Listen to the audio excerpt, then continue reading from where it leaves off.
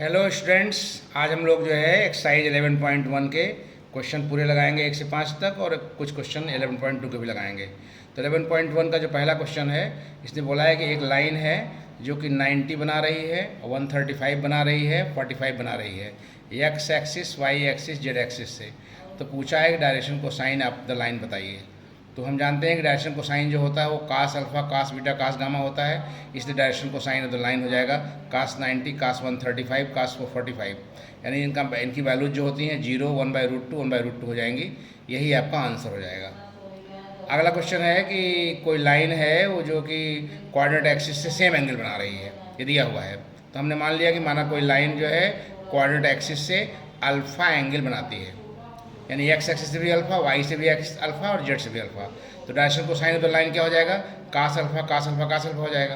और हम जानते हैं कि डायरेक्शन कोसाइन के स्क्वायर का सम 1 होता है, इसलिए cos square alpha plus cos square alpha plus cos square alpha 1 हो जाएगा। 3 कास स्क्वायर अल्फा 1, यानी कास स्क्वायर अल्फा की वैल्यू 1/3। इसका मतलब कास अल्फा की वैल्यू हो जाएगी प्लस माइनस 1/√3। इसका मतलब direction cosine of the line जो हो जाएगा वो हो जाएगा या तो फिर 1/√3, 1/√3, 1/√3 होगा, या -1/√3, -1/√3, -1/√3 हो जाएगा।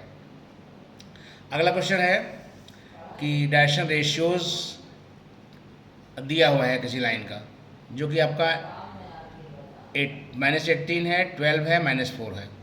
तो पहले हम निकाल लेंगे, ये ABC हो गया।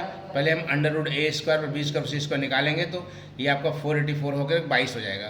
तो डायरेक्शन कोसाइन पूछा है, तो डायरेक्शन कोसाइन क्या होता है? केवल -18 अपान ये 22, 12/22 हो जाएगा। अब -4 अपान 22 हो जाएगा। काट लेंगे तो आपका हो जाएगा -9 अपान 11, 6 अपान 11, -2/11 हो जाएगा। यही आंसर हो जाएगा। अगला क्वेश्चन है कि 2 पॉइंट्स दिए गए हैं, 3 पॉइंट दिए गए हैं ABC, और दिखाना है कि पॉइंट्स कोलिनियर हैं। तो पहले हम AB की डायरेक्शन रेशियो निकालेंगे। रूल वही है x2 - x1, y2 - y1, z2 - z1 से। तो यहाँ पर मान निकाल लेंगे तो आ गया -3, -5, -3। फिर डायरेक्शन रेशियो निकालेंगे AC की, तो उसका हो जाएगा 5 - 2, 8 - 3, 7 - 4, 3, 5, 3 आ जा रहा है। तो हम देख रहे हैं कि इनके डायरेक्शन रेशियोज का जो रेशियो है वो सेम आ रहा है, यानी -3/3 करेंगे -1 आएगा, -5/5 करेंगे -1 आएगा, -3/3 करेंगे तो -1 आएगा। इसका मतलब ये हुआ कि AB और AC क्या हैं? पैरेलल हैं, लेकिन उनका कॉमन एक ही पॉइंट कॉमन है, इसलिए ABC कोलिनियर माने जाएंगे। अगर एक पॉइंट कॉमन है और AB/AC का डायरेक्शन रेशियो सेम है, इसका मतलब है कि ABC कोलिनियर, यानी एक ही रेखा में स्थित हैं। अगला क्वेश्चन है कि 3 पॉइंट्स हमने मान लिया ट्रायंगल के ABC हैं, तो मॉड AB निकालेंगे। पॉइंट कोऑर्डिनेट दिया गया है, तो AB निकालेंगे, फिर BC निकालेंगे, फिर CA निकालेंगे। तो हम देख रहे हैं कि AB की वैल्यू आ रही है 2√7, BC की 2√7 और CA की आ रही है 2√42।